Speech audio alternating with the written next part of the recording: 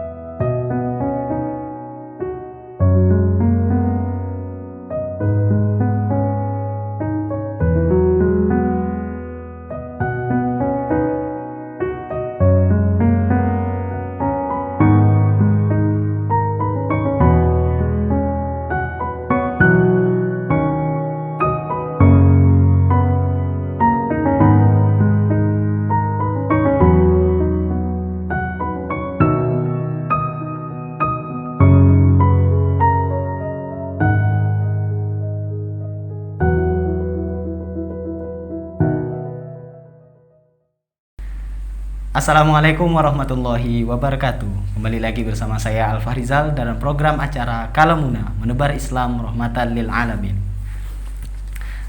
Apa kabar teman-teman semua? Semoga kita dalam rahmat dan lindungan Allah Subhanahu wa taala semua. Amin ya rabbal alamin.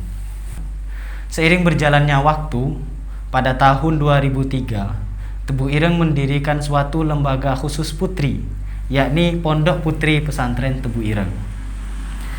Hal ini merupakan respon atas usulan dari para alumni, guru, masyarakat sekitar, serta dukungan dari Duriyah Bandi Hashim. Pertimbangannya bahwasanya pendirian Pondok Putri ini adalah supaya pengawasan yang dilakukan kepada santri putri itu lebih maksimal. Karena sebelumnya santri putri yang belajar di unit-unit pendidikan Tebu Ireng itu mondok di tempat lain. Pada awal pendirian pesantren Pondok Putri Pesantren Tebu Ireng ini, rata-rata mayoritas santri putri itu berasal dari putri para alumni. Namun kini santri putri yang mondok di Pondok Putri Pesantren Tebu Ireng tidak hanya berasal dari putri para alumni. Bahkan pada tahun 2009-2010 jumlah santri yang mendaftar di Pondok Putri membludak sehingga terpaksa diarahkan pada pondok-pondok sekitar Tebu Ireng. Hal ini dikarenakan terbatasnya fasilitas asrama pada saat itu. Lokasi Pondok Putri Pesantren Tebu Ireng itu berada sekitar 500 meter dari Pondok Putra, tepatnya di belakang Masjid Ulil Albab. Saat ini Pondok Putri Pesantren Tebu Ireng diasuh langsung oleh Kiai Haji Agus Fahmi Amrullah Hadik, adik dari Kiai Haji Gus Isomuddin Hadik, atau yang lebih akrab disapa dengan Gus Isom. Beliau pernah menjabat sebagai kepala sekolah madrasah Aliyah Salafiyah Syafi'iyah Tebu Ireng, juga kepala sekolah SMA Abdul Wahid Hashim. Nah, teman-teman, untuk mengenal lebih jauh tentang Pondok Putri Pesantren Tebu Ireng, bersama kita langsung pengasuh Pondok Putri Pesantren Tebu Ireng, Kiai Haji Agus Fahmi Amrullah Hadik, atau yang lebih akrab disapa dengan Gus Fahmi. Assalamualaikum Gus. Waalaikumsalam warahmatullahi wabarakatuh. Bagaimana kabarnya Gus? Alhamdulillah baik, semoga panjenengan dan semua yang menyaksikan acara ini juga diberikan kesehatan dan keberkahan. Amin ya rabbal alamin. Karena yang terpenting di dalam kehidupan sehari-hari ya keberkahan dan sehat ya Gus. Ya, betul. Nah, sebelum kita berbicara panjang lebar mengenai Pondok Putri Pesantren Tebu Ireng, mungkin teman-teman sekalian sudah sedikit mengenal sosok Gus Fahmi. Bahkan mereka ingin mengenal lebih jauh dan lebih dalam lagi tentang panjenengan. Baik, saya Fahmi Amrullah Hadik. Kebetulan saya sejak pertama berdiri Pondok Putri Pesantren Tebu Ireng tahun 2003 diminta oleh Allah Yarham Kiai Haji Yusuf Hasim, pengasuh pesantren Tebu Ireng waktu itu, untuk menjadi, istilahnya bukan pengasuh tapi sebagai kepala pondok. Dan saya lebih suka kalau disebut sebagai khotim, ya, artinya pelayan santri, khotimul ma'had begitu.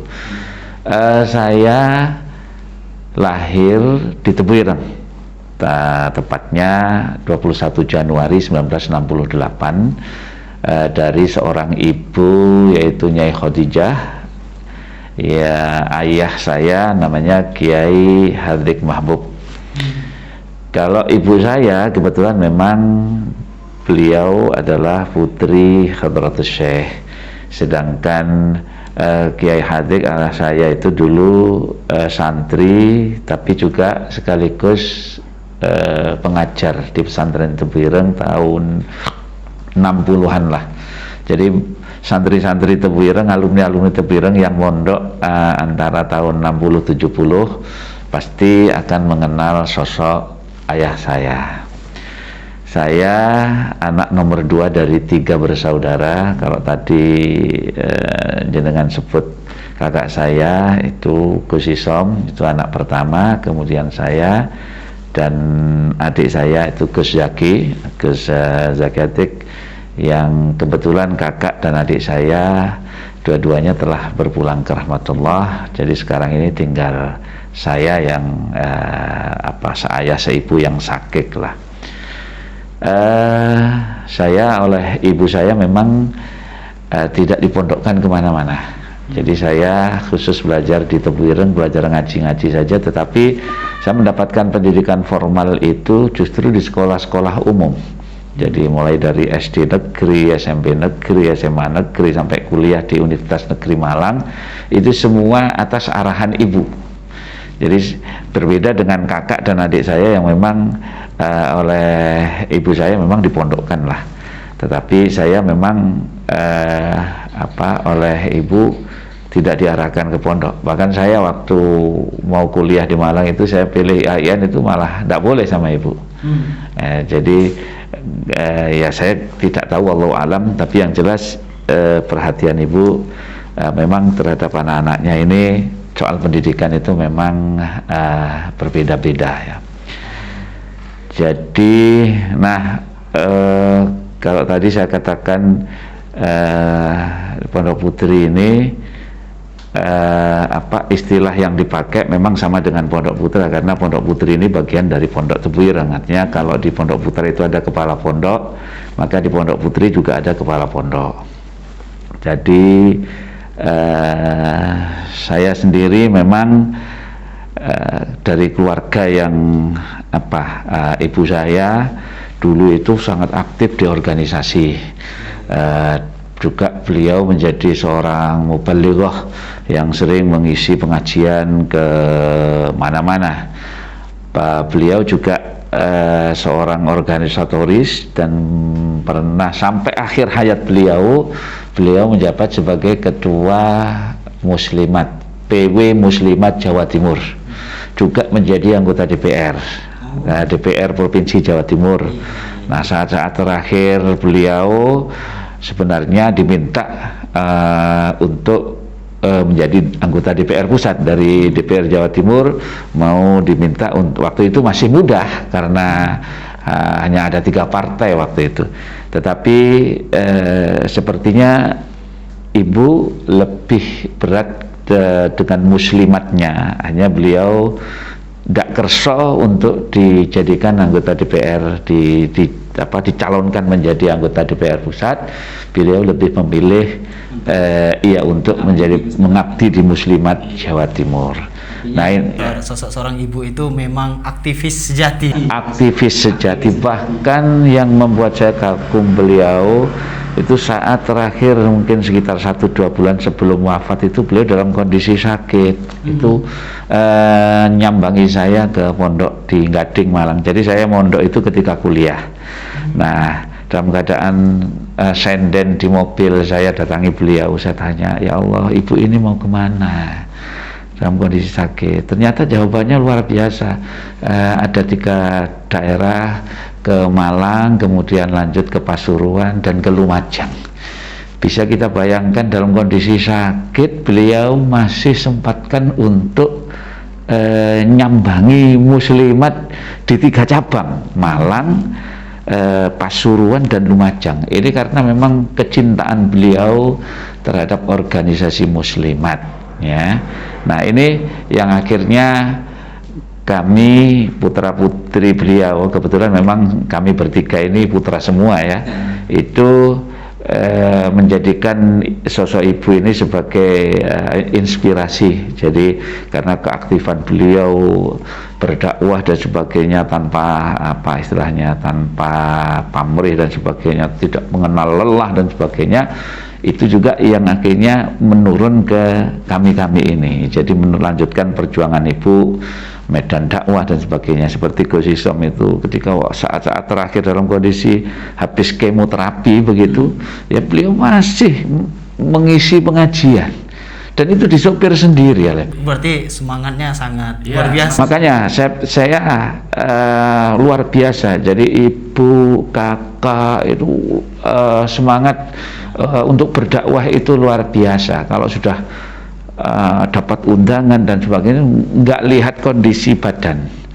Ya, jadi ini yang mungkin sekarang ini sudah jarang dimiliki, semangat seperti ini yang jarang dimiliki oleh kita ini, anak generasi zaman sekarang ini, generasi manja kalau sekarang ini.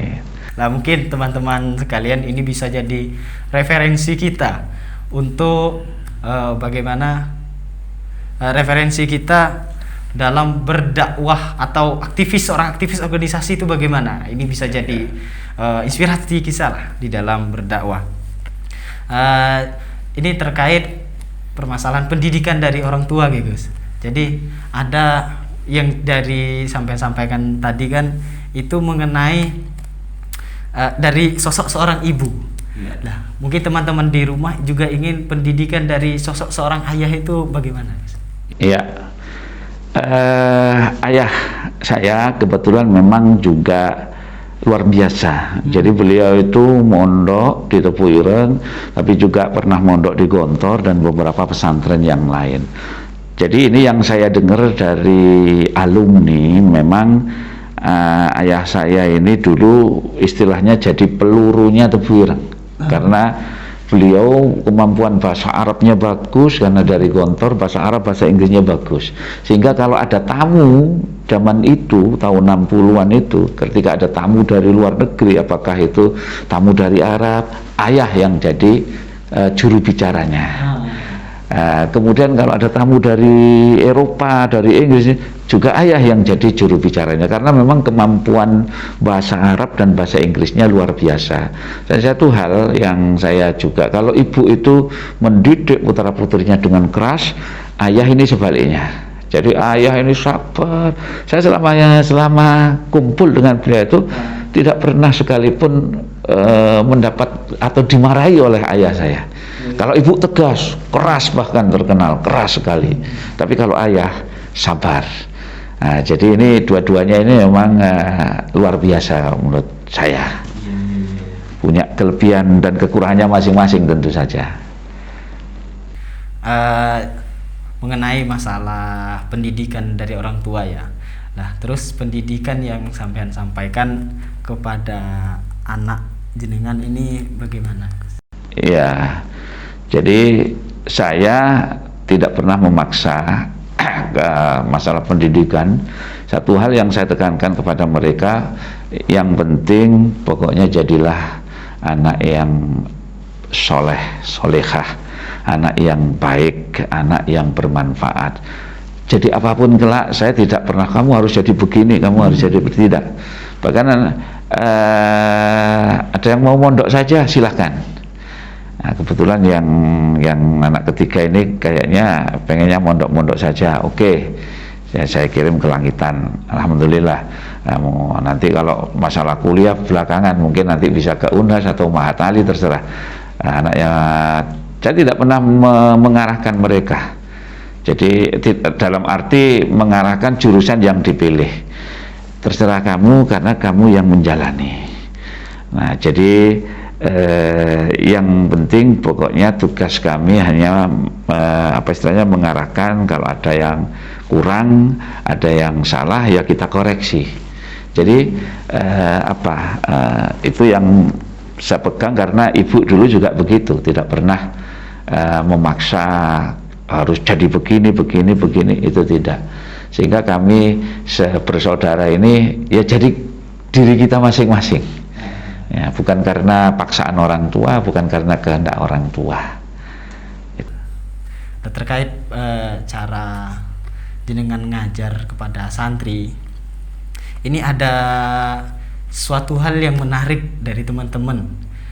Artinya ketika jenengan ngajar atau khutbah atau memberikan pengajian, itu selalu ada cerita-cerita segar yang enak didengar gitu, Gus. Iya.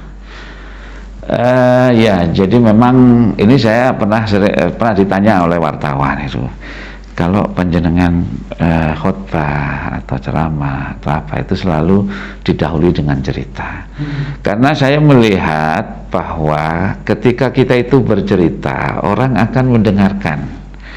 Yang kedua, orang akan penasaran endingnya bagaimana, kan biasanya kalau kita nonton film kan cerita kan. Nah, kita ini penasaran kan endingnya. Jadi supaya tidak belara, pertama kalau kita itu bercerita jelas ya, jadi dari A sampai Z, kemudian kita tinggal mengambil kesimpulan dari kisah itu, pelajaran yang kita bisa ambil itu apa. Jadi lebih mudah dipahami ya. Jadi dalil tidak perlu banyak ya, tidak perlu banyak. Saya ini pernah ketika pertama kali diminta khutbah di kota Jombang, itu ada sebuah masjid, itu takmirnya datang ke rumah maksimal 15 menit, dalilnya jangan banyak-banyak, 2 saja cukup. Nah, jadi sudah ditaker seperti itu ya, hanya seneng saya kan, itu sebenarnya kan hanya untuk syarat saja, sebab ada orang yang itu mulai dari awal itu dalil semua. Nah, kalau menurut saya lebih baik pakai bahasa Arab sekalian kan. Jadi itu ya. Jadi itu alasan saya kenapa ketika menyampaikan khutbah tausiah itu selalu diawali dengan cerita, kisah atau hikayat. Tetapi tentu itu adalah sesuatu yang mengandung unsur-unsur hikmah, pelajaran bagi kita semuanya. Ya, begitu ya teman. Mulai dari ini pengenalan singkat dari mulai awal beliau dilahirkan hingga saat ini perjuangannya terhadap Islam, terhadap pesantren itu sangat luar biasa. Mungkin sampai di sini dulu pada part pertama, segmen pertama. Kita akan jumpa kembali tentang pembahasan Pondok Putri Pesantren Tebu Ireng. Jangan kemana-mana, tetap di Kalamuna, menebar Islam rahmatan lil alamin. Assalamualaikum warahmatullahi wabarakatuh.